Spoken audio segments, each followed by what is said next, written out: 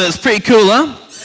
Yeah, I couldn't stop laughing. I thought it was brilliant. We have a chance now to get some more insights on what's going on in the industry. So I'm going to invite back on stage our host and moderator. Please put your hands together.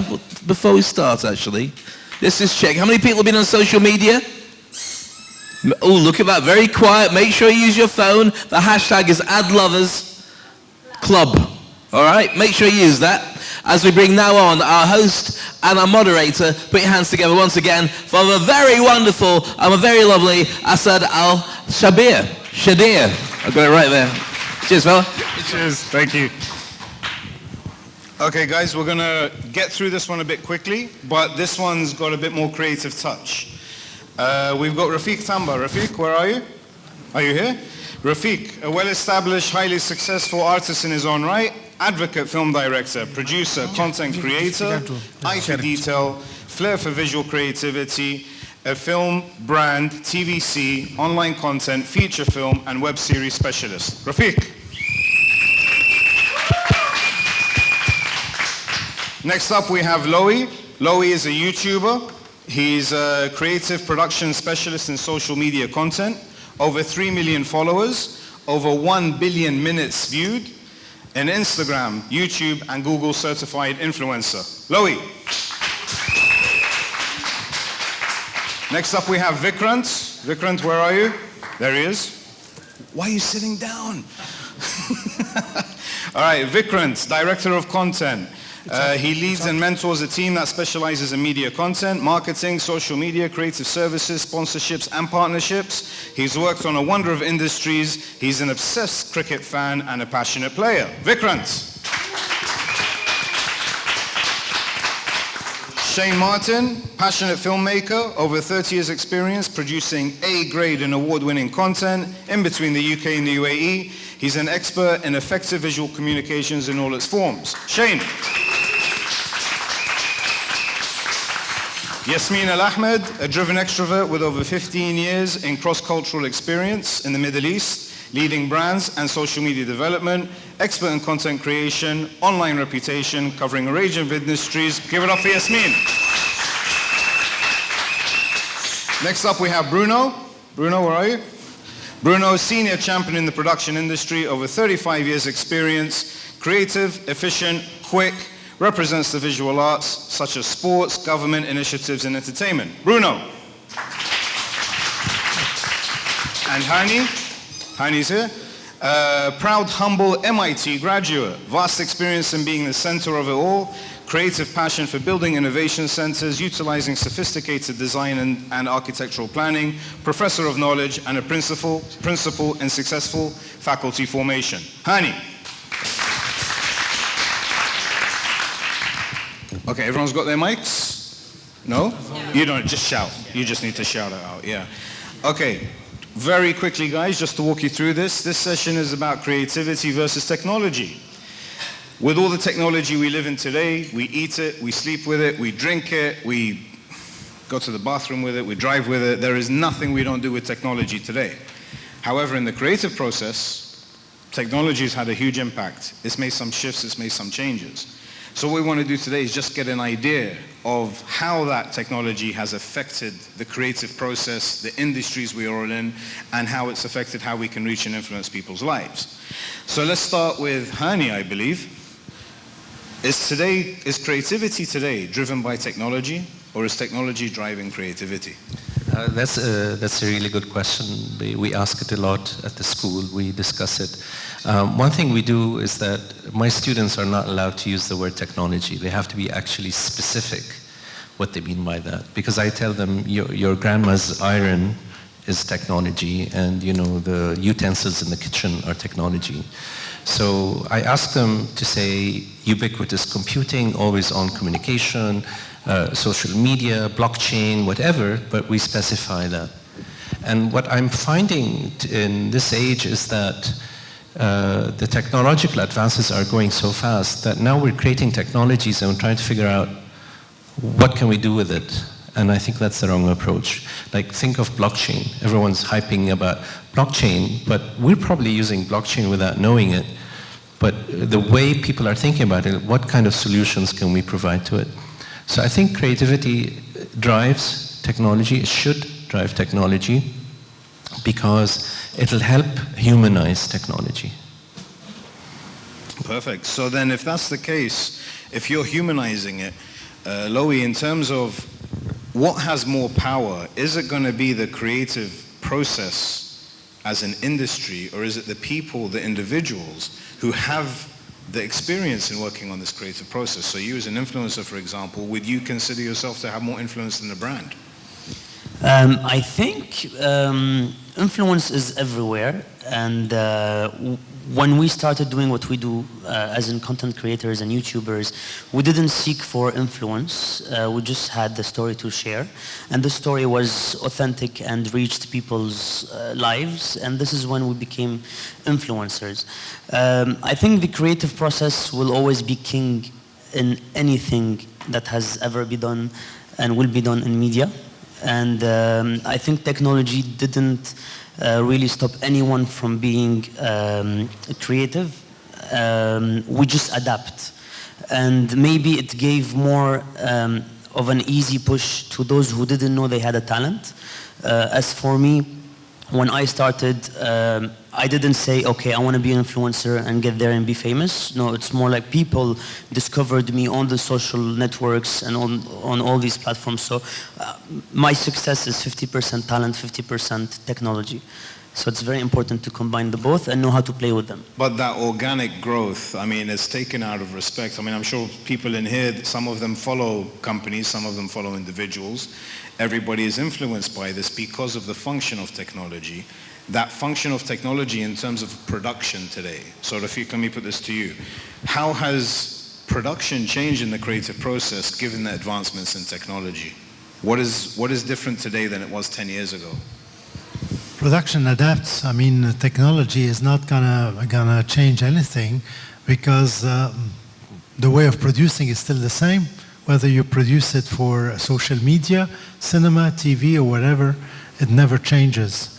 Just people have this different perception that it should be cheaper because social media is cheaper. We don't have special magic teams to do cheaper social media production. So telling stories and filming, doing films is still the same. So the process is the same, the people are the same, the creativity is the same, but because the final platform has changed, yeah. The platform has changed. The platform has changed. And maybe the way of communicating ideas is different because when you're using social media, you're not using, a TV ad, a concept of a 30 seconds TV ad. So you have to adapt to the media, to the technology, and tell a story the way people want to perceive it because you're dealing with a different public, a different perception of the public. So people need to know how to write for social media, which is not TV, which is not cinema. And a film that's done for social media should not be put on cinema and on TV and the other way around. I mean, we should know how to write for each platform because it's different. And so just to bounce off that to Vikrant then, if you've got people who write specifically for social media, how can being a director of content, would you have somebody who specifically writes for Facebook, for Instagram, for YouTube, for Snapchat, for whatever, or is it generally taken as a whole and represented as one industry? I mean, clearly, coming from the media industry, when we actually suggest to clients, we obviously understand what the platform is good for. So I guess the guy who's writing creatives or writing the caption for a Facebook or an Instagram post is not the same thing that's done for a cinema ad or a TVC. It's completely different because, again, on social media, the consumer has control to skip the ad. Right. Whereas on television, you don't have the control. So I guess on TV, you actually have the journey built in where you know for a fact the consumer is going to go through the 30 seconds. Whereas on social media, you know the first 5 seconds is super critical. In the first 5 seconds, you don't get the attention. The guy has the option to skip the ad. So just working on that, I'm going to give it to Shane. We're going to go around this way quick. Okay. So Shane, if you've got the first 5 seconds is the key point to attract your target audience, would it be fair or unfair to say that most of your creativity and production values needs to be pumped into that first 5 seconds? I don't believe that at all, actually. I think the 5-second thing is a bit of a red herring. You know, if only the first 5 seconds are good, why would you make it any longer? You know, to me, it's sort of, I just don't buy it. I don't think that that's really what it's about. Is it possible to execute a creative and production in Yeah, 5 I think seconds? you can do a great idea in 5 seconds. And it's important in the social media world that people, you know, want to watch your stuff. But, you know, everybody talks about this thing of short attention spans and you have to get people's attention. But from the production perspective, it's all about the idea, and it's all about, you know, that the idea has to hold the people's attention. Like everybody talks about things getting shorter and shorter attention spans, but everybody is actually watching much more screens than ever watched before. Netflix, I think, would be a very good example. So if something's good, it'll hold people's attention. 5-second thing, I think, yeah, okay, it's a gimmick, but really, if it was all just about 5 seconds, then why bother, is what I would say. So Yasmin, let's throw that one onto you then. In terms of I have so much to say about whatever you said in the beginning. What did I say at the beginning? No, I mean whatever you were discussing. Go ahead with your question, I'll go back to that. So in terms of what kind of trends you would get on social. What kind of, what, sorry? Trends. Okay. What's happening out there. So we've talked about 5 seconds, we've talked about budget constraints, we've talked about no effects of technology on creativity. In terms of what's happening in social at the moment, how is that dominating the traditional media, the traditional ways of working, where TV was king, where cinema was king, where we used to follow newspapers and radios, and today all we have to do is swipe. What are you seeing as the core difference today in terms of what's happening in technology? What's the advancements? I mean, let's go back to the basics. It's called social for a reason, because people want to share it on social. It's relevant to them. Now brands are getting completely disconnected from this. I got to a point where I had an argument with a client due to a budget. They want to serve some sort of content just because of their budget. It's not relevant to the brief, it's not relevant to the audience, it's not relevant to the brand. So, talking about budget. Back to the technology part. I mean, when you spoke in the beginning about the technology and creative, I think creative can't work without technology, because if you don't know what's happening in the market, you cannot come up with your ideas. So technology helps you with the insights, so you can cater the best content to your, audience. So we can't work without each other. Back to your question, the trends are basically what people really want to see. So it's not about what you're creating, or it's 5 seconds or 10 seconds. Now we do 30 seconds, 15 seconds, 1 minute, 5 minutes. Sometimes people go to social so they can look into how many people go to social just to find a piece of content that they've heard of. No matter how 4 seconds or 5 minutes or 1 hour, you would just sit and watch because it's relevant to you and because you want to see it. So, I'm totally against the 5 seconds. It's very commercial. And I think real creative and real beautiful ideas that are relevant to the audience, they will last more than, all of those trends. So, Bruno, if you're working on a major production, you're working for a major client for a great product, and you need to tell a story, when you have access on TV or on cinema, you've got access for a good 25, 30 seconds. Now you're competing, your level of creativity, your production values, compressed into 5 seconds, where potentially it's make or break. If you're not delivering those 5 seconds, your client will.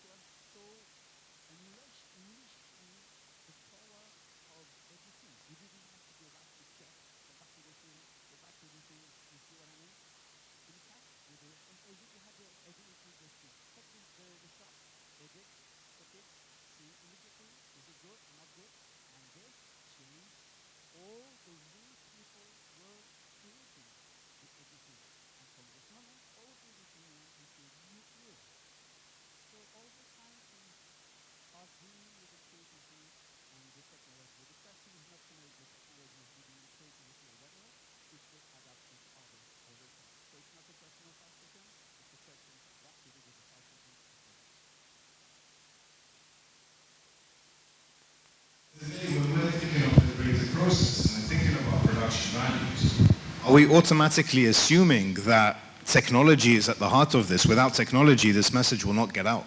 It's doomed for failure. Shane, you went for the mic. Technology is just a part of it, because you still need somebody to write a good idea, you need somebody to act a good idea, you need somebody to design a nice place to play out the idea. So I think that, I suppose it's what you said though, there's many ways to interpret technology.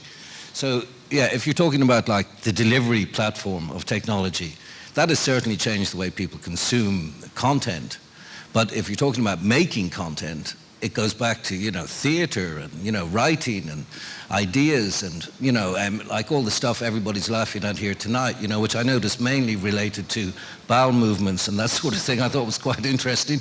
Toilet jokes, I mean, they're always funny. We don't get so much of that sort of advertising here because of the cultural world that we live in. But, it's all about, okay, the technology has changed the way people consume it, but the skill sets required to make good content are not technologically driven.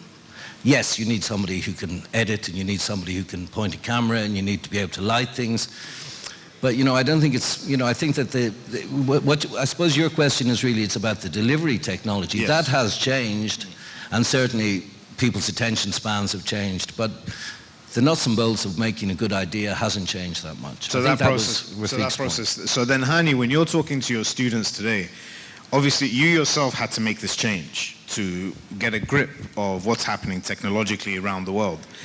And given that as a base, is traditional media no longer used? Do the students understand what traditional media was and how it used to be used? That's so interesting. Today, in after class, some students said, why don't you teach us how to draw? Like, we need to know how to sketch.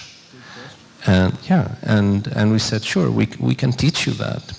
And we'll teach you how to do Rhino, 3D models in Rhino. You need to know both. Then one professor said, no, you don't need both. You just need to know how to do Rhino. And so it's a debate. So there's no right answer. I'm of the belief that you need both skills.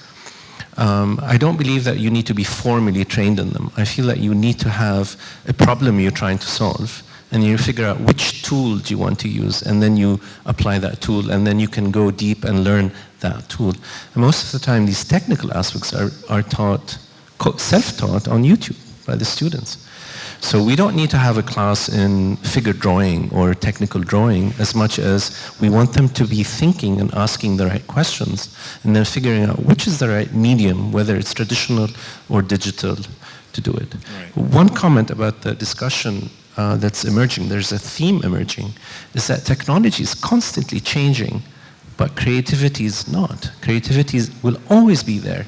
It's the human element that the machine cannot do yet, but the machine is always changing. So now we want to buy a computer lab for the university, right? But we know in 2 years it's going to be obsolete.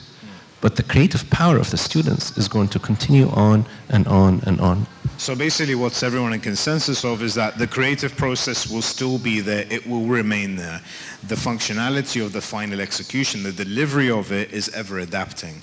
So then, I'm just going to keep this out to everyone because this is just the last question we need to ask because we need to call it a night on the panel. Is traditional media dead? Answer it, Will. Looks like the question is going to go to the media guy now. Not really. I mean, I guess if you ask me, traditional media is dead. This question was asked a few years back also. Same thing with influencers. Has influencers dead? I'm saying not yet. Same thing with traditional media. It's just the way you measure traditional media has to change. I guess with digital, it's all live. It's very constant. It's upbeat. Whereas traditional media is still, again, I'm talking from a media perspective, agency perspective. When we report digital media, it's live and on the same day. When you look at traditional media, TV or newspaper, we're looking at a month-end Ipsos rating, right, which is very outdated. Traditional media, I mean, if you look at tech companies like Google and Facebook, they're actually advertising on traditional media. They actually have ads on TV for a reason. Right, yeah. Billboards, radio. So they're building brands using traditional media. If traditional media was dead, you won't have the tech companies use traditional media. So it's completely wrong. It's just the way you measure traditional media has to change, but traditional media is not going to die.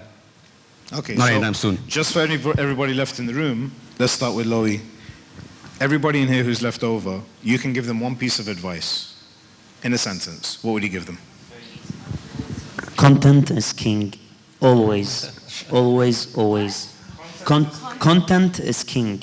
You always have to focus on the content rather than the technology or how to film it or where to put it. You can maybe just hear a sound and it gets you without seeing the image, and it's impactful. I didn't need to see the image. So always focus on beautiful stories, real stories, and authentic stories. And by the way, I don't want to narrow down digital marketing to the 5-second videos. I do a lot of brand positioning in my videos, and my videos are 12 minutes, and I might speak about the brand at the 6th minute, and it works. It's all about how to catch the attention of people. Yeah. Advice to the crowd. Phil, what would you say? Just tell stories, stick to your creative work, no matter what the platform is. It's just about telling stories and entertaining people. This is what we do. I'll actually continue from what he started off. Content is king, distribution is queen. Again, we are a media agencies. For us, distribution is super important because you can create great content, but again, you need technology and distribution for people to watch. So distribution is queen. Nice. Shane? It's funny, the content is king gag. I used to say content is king, but you can't make it on a pauper's budget. Whistle, yeah. You need resources. That people, to make good content, you need good people. Good people need to make a living. There has to be some reality to the industry. It's not just about shooting it all on your iPhone. You can make a great film on your iPhone, but you're not going to live off that unless maybe you can, but not as an industry. So I just feel that I don't want to moan about budgets, but there is always there's a need for specialized people. People have to to make good stuff takes hard work. To do hard work, people need to be paid, and we all need to make a buck. Thank you. Yasmin. What am I gonna say after what you said, Shane? Anyway, really, where are we? Okay. Basically, content and digital and technology need to make peace, right? You create great content, you guys, and we can't live without you. I mean, if I don't have a great content, I'll be fighting with my clients every day because eventually social media and all the technology would suck. But your great content cannot be served without technology. So how many great ads, there were so many ads I've never seen. Maybe they haven't been distributed properly and they haven't been, seriously. So I think it's teamwork, let's make peace. Bruno.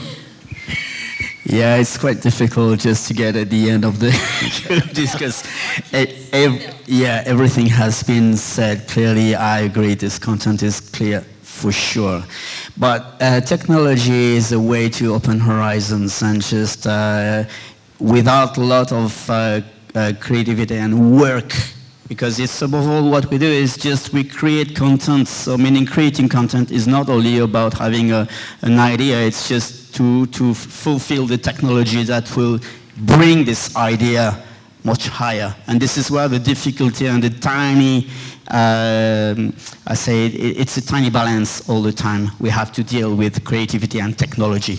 We don't have to be eaten by the technology, and we have just to not only to think that content is the only thing. You see what I mean? It's a kind of a balance with all the things. Thank you. Finally, Hani. My advice is to realize that audiences are becoming extremely smarter every day. And this idea of the attention span, I don't buy into it, because if you have people watching television series, you notice how complex the storylines have become and how complex the characters are and how complex the relationships are. So this is proof that actually people consuming media are becoming much, much smarter. So don't underestimate the intelligence of your audience and work ethically to actually engage them on an intellectual level. Guys, thank you very much. Give it up for the panel. Dave, I think you got a comment you want to say? You want to talk about something quickly for the event in October or something? You will do in a bit? We're done. We're not, okay, guys, listen, This was just a teaser for the main event. We've got a lot that's going to happen for the main event. Literally, I know everybody says it in Dubai, watch this space. They're not distributing it properly. Watch this space. This is only a teaser. There's going to be plenty more to come. Please get on the mailing list. Please follow the website. Follow the social media. We're going to put out competitions, content, prizes, giveaways. It's going to be a festival of creativity and inspiration. So please join us, spread the word, and be a part of this fabulous network. Thank you, guys. Good night. Thanks Asad and thanks to the panel, and most of all thanks for you guys for being here. As Asad's already said, this is just a taster. This is just the beginning, and big things are due on the way. You have to spread the word, you have to enjoy your ads, and you're very welcome to stay for the next round of our adverts, which are the very best of the MENA Emotional Awards. The shortlist of the best from this region, they're going to be on the big screen next. When we start playing them, enjoy. And we look forward to seeing you on the 31st of October for the next big round of the AdLovers Club. On behalf of myself and Alex and the DJ Daria and all the team that put it all together, especially Asad who held the panel together, thank you very much for coming along. Have a wonderful evening. Enjoy the beer. Remember the vouchers. See what I do is gets you a free trip to come back here again. And give it up for more AdLovers Club. Roll VT.